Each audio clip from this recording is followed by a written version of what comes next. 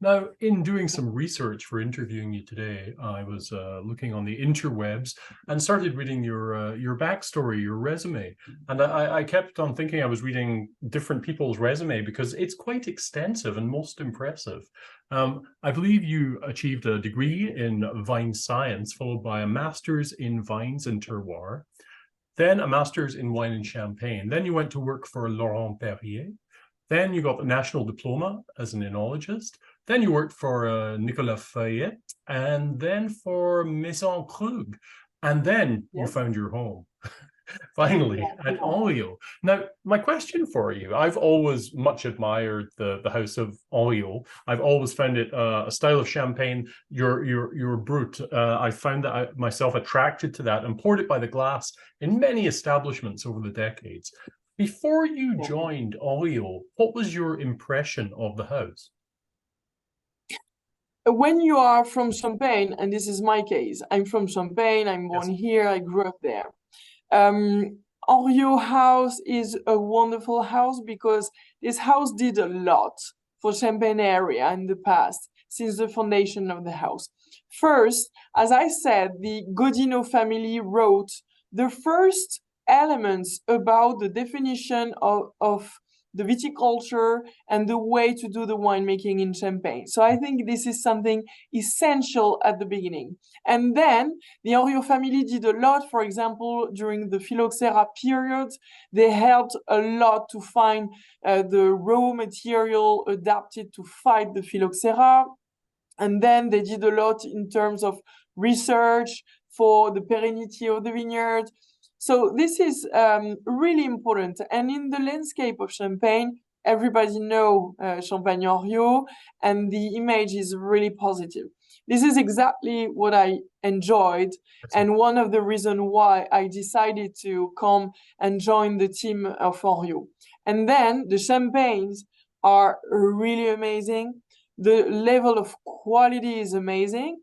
And this is a house very known for the aging of the cuvée. I mean, when you take a very old vintage of the House of Henriot, it's always a beautiful promise. And when you taste it, there are always emotions. This is another reason why I was really attracted by the House of Henriot and why I had big respect for this house.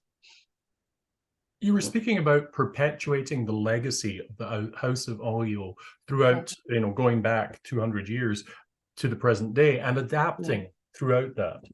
How has the House of Henriot adapted to global heating and the impact of that upon the vineyards and then the wines? Yeah, we have two big challenges today. Reduce our impact on the environment in order to reduce the global warming or the changing of climates. And we need to adapt ourselves because it's always new schema of weather that gives a lot of work to do in viticulture. So we created a project that is named Alliance Terroir that is about 3 pillars. The first pillar is knowledge about viticulture, the vine, and the terroir. So we do a lot of analysis. We made a lot of analysis on the soil, on the hydric statute, on every plot of vine we have, our own vineyard and the vineyard of our growers within we work, our partners, because we have the same level of excellence for both. And then this first pillar of knowledge permit to answer to the second pillar that is about precise viticulture. Okay. Our goal is to have the same quantity of itinerary of viticulture than patch of vine. And then the second pillar permit to answer to the third pillar that is about perennity of the vineyard. And in this pillar, we have a lot of positive action. We are in organic viticulture in our vineyard. We have an obligation of certification in the whole vineyard. We have we increased a lot the level of biodiversity. We use electric vehicles.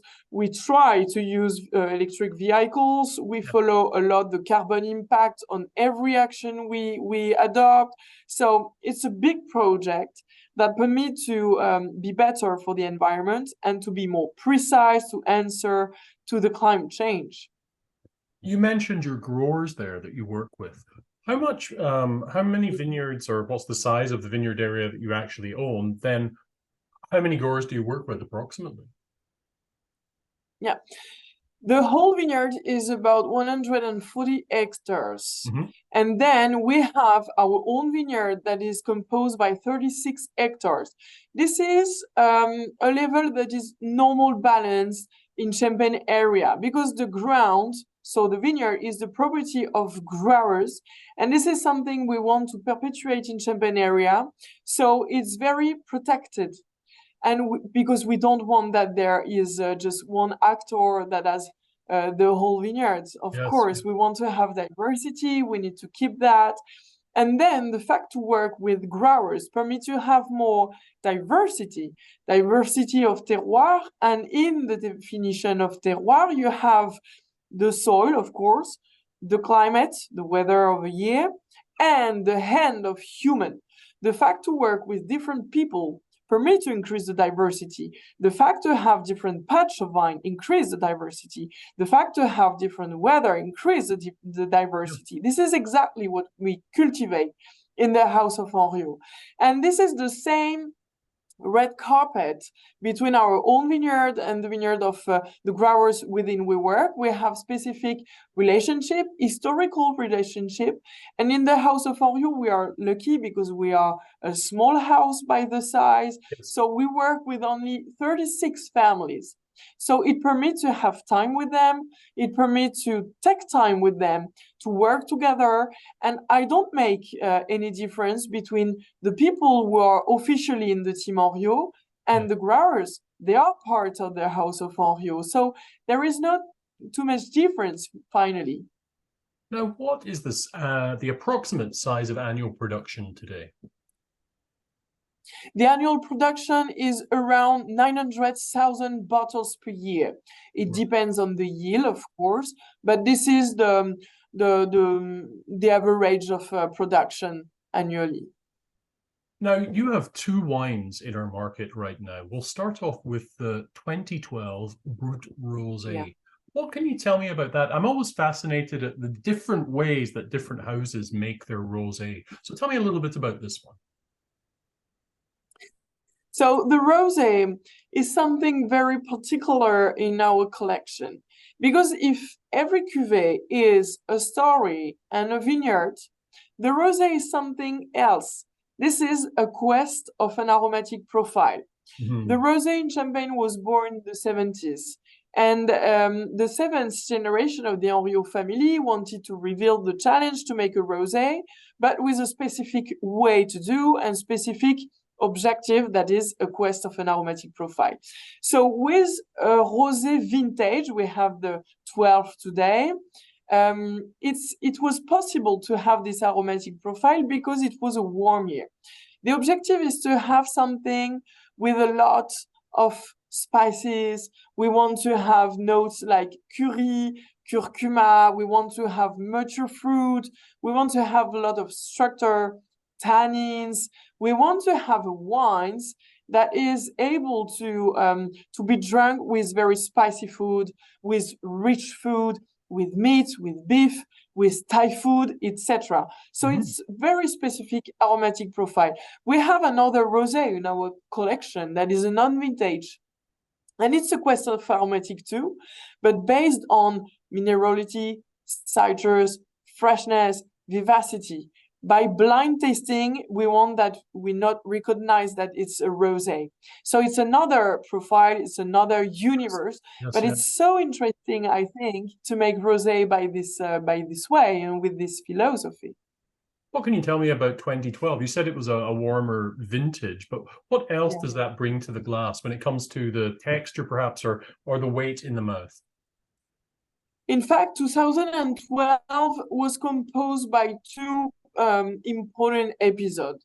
The first month was a disaster. Right. I mean, we had a lot of snow. We had 2 months of snow. It's very rare. Normally we have 1 week of snow. We had a record of low temperature during a long time. We had a lot of rain. We had hailstorms. And the last episode of hailstorms was in half of July. Oh. And the day after, we had a big transition.